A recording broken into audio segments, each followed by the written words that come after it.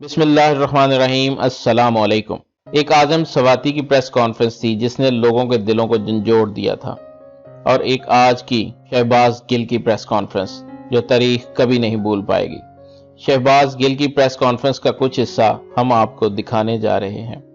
आपके दिल पसीज जाएंगे ये कॉन्फ्रेंस देखकर। टाटों वाले स्कूल से पढ़कर गाँव का एक शख्स दुनिया की सबसे बड़ी सुपर पावर यूएसए की सबसे बड़ी यूनिवर्सिटी में प्रोफेसर, और उसके साथ इंसानियत सोच सलूक किया गया।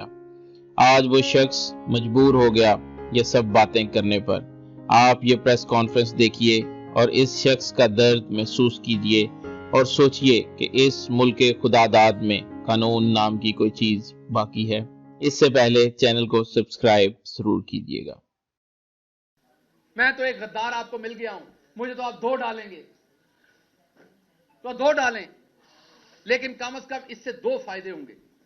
एक तो मेरे जैसे किसी और को अमेरिका में बैठे बुखार नहीं होगा, वो दोबारा इधर को नहीं चढ़ेगा। आप लोगों के 2 ही काम है, उधर से आईफोन खरीदें 8-7, शैम्पू खरीदें,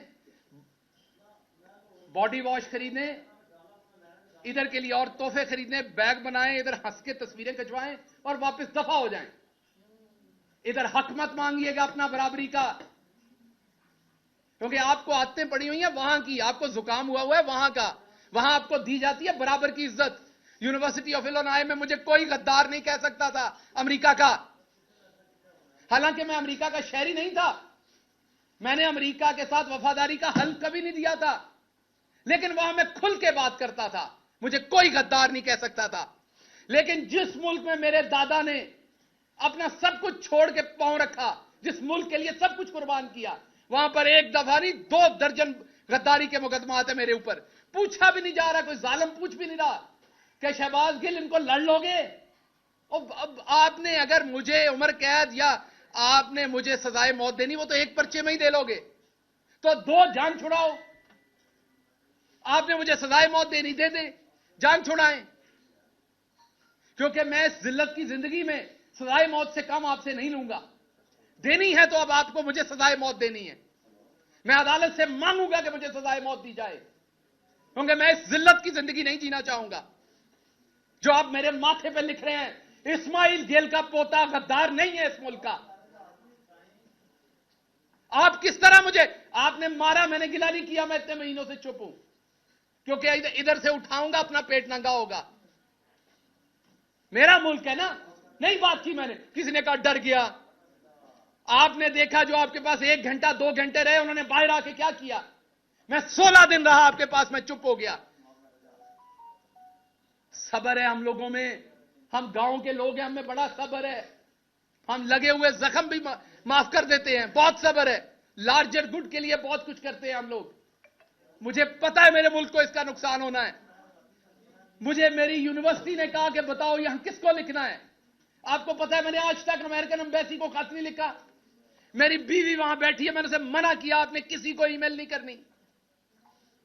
यहां किसी को जुकाम हो जाए तो ये हर फॉरेन जो कोई एनजीओ उसको लिखते हैं, यूएन में लिखते हैं, कहां कहां लिखते हैं। मैंने अपनी सारी फैमिली को मना किया कि नहीं लिखना। इंसाफ पाकिस्तान में लेना है, पाकिस्तान को बाहर बदनाम नहीं करना। यह सच है कि मेरे पे तशद्दुद हुआ, मेरे पास तस्वीरें हैं उसकी, लेकिन क्या बाहर जाके नंगा करूं अपने मुल्क को। तो मैंने अपनी पूरी फैमिली को मना किया कि आपने किसी बैरूनी इदारे को नहीं लिखना, इस मुल्क की तौकीर को नहीं छेड़ना आपने। तो उसका सिला अगर सजाए मौत है तो दे दीजिए, लेकिन ये बार बार मुकदमे ना कीजिए। मिडिल क्लास हूं, तकलीफ होती है। मैंने हराम नहीं कमाया हुआ गवर्नमेंट में, मैंने लोगों को हराम कमा के नहीं दिया हुआ। मैंने ट्रांसफर पोस्टिंग डीसी डीपीओ नहीं लगवाए हुए। मैंने हाउसिंग अथॉरिटीज के एनओसीज नहीं लेके दिए हुए। मैंने ग्रिड स्टेशंस के एनओसीज नहीं लेके दिए हुए। मुझे तकलीफ होती है इन केसेस को लड़ते हुए। आपने एक बनाया, उसके अंदर 13 दफात हैं, उसमें सजाए मौत भी हो जाएगी। करवाएं शौक से, जान छुड़ाएं, ताकि आइंदा कोई ये ख्वाब ना देखे, कोई मिडिल क्लास का शख्स ना देखे कि वह ईवान में जा सकता है। मैं माफी मांगता हूं कि मैंने ये ख्वाब देखा था। मैं माफी मांगता हूं कि मैं आपके बराबर समझता था अपने आप को। आप काश मुझे शुरू में धुतकार देते, आप मुझे शुरू में मेरी औकात बताते।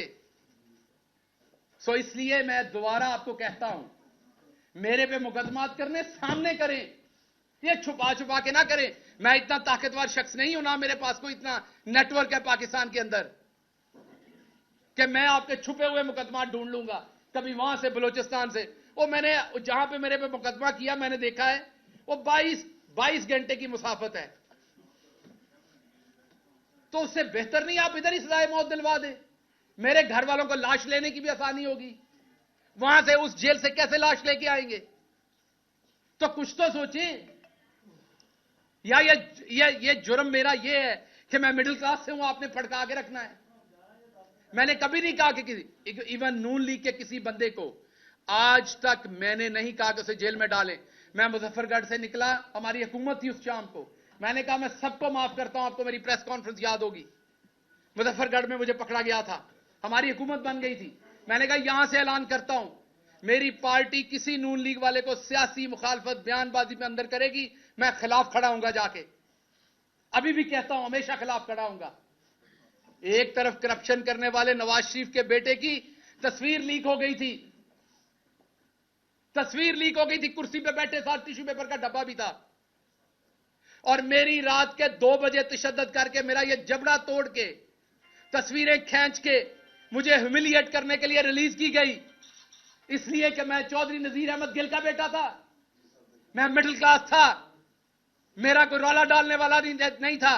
मैंने किसी सहाफी को पेट्रोल पंप या उनके प्लॉट नहीं दिए हुए थे, मेरी माफिया नहीं थी।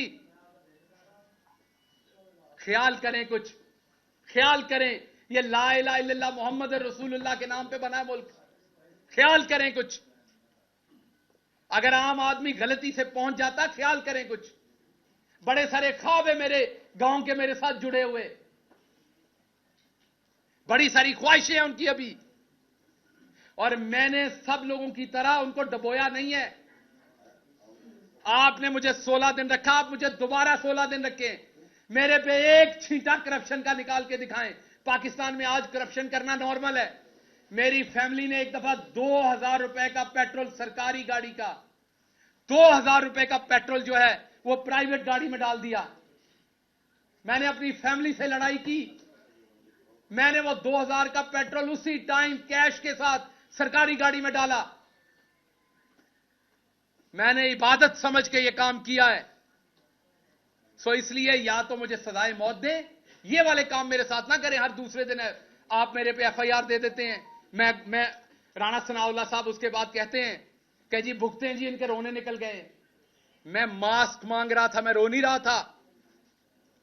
आपका सांस बंद होगा तो आपके मुंह से भी निकलेगी वो चीज। मेरा सांस बंद था। मैं चुप इसलिए हूं कि मैं बोलूंगा तो उसमें बेतौकीरी है। मैं बुजदिली से चुप नहीं हूं, मैं बेतौकीरी से चुप हूं।